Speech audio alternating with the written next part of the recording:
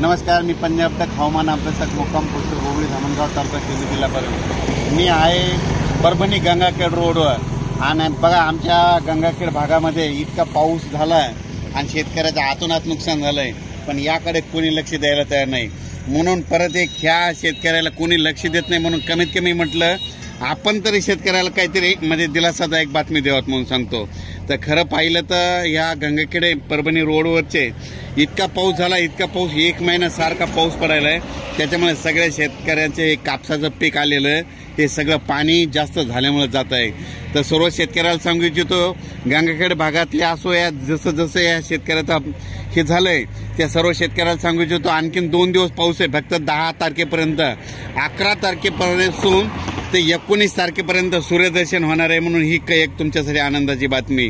तर परत राज्याचा परिस्थिती बघितली तर राज्यामध्ये जवळपास आता सांगायचं झालं तर 19 तारखेपर्यंत म्हणजे हवामान कोरडं राहणार आहे, सूर्यदर्शन होणार आहे, म्हणून शेतकऱ्यांनी हा अंदाज लक्षात द्यायचा। जशी वेळ भेटेल तसं तुम्ही तुमची खतं घेतं टाकून घ्यावे।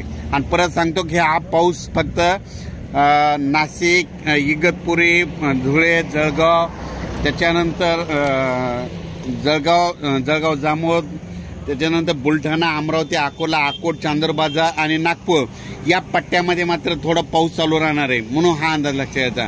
पण राज्यामध्ये मराठवाड्यामध्ये मात्र 11 ऑगस्टपासून ते 19 ऑगस्टपर्यंत चांगलं कडक सूर्यदर्शन होणार आहे, म्हणून शेतकऱ्यांनी हा अंदाज लक्षात घ्यायचा।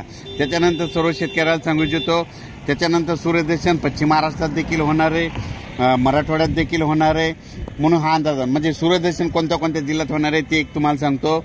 नांदेड जिल्ह्यात होणार आहे, यवतमाळ जिल्ह्यात होणार आहे, परभणी जिल्ह्यात होणार आहे, हिंगोली जिल्ह्यात होणार आहे, लातूरमध्ये होणार आहे, त्याच्यानंतर सोलापूर, उस्मानाबाद, सातारा, सांगली, कोल्हापूर, त्याच्यानंतर नगर जिल्हा, त्याच्यानंतर बीड जिल्हा, संभाजीनगर या सर्व भागामध्ये सूर्यदर्शन होणार आहे, म्हणून हा अंदाज लक्षात घ्यायचा। पण राज्यात कोकणपट्टीचा मात्र पाऊस चालू राहणार आहे।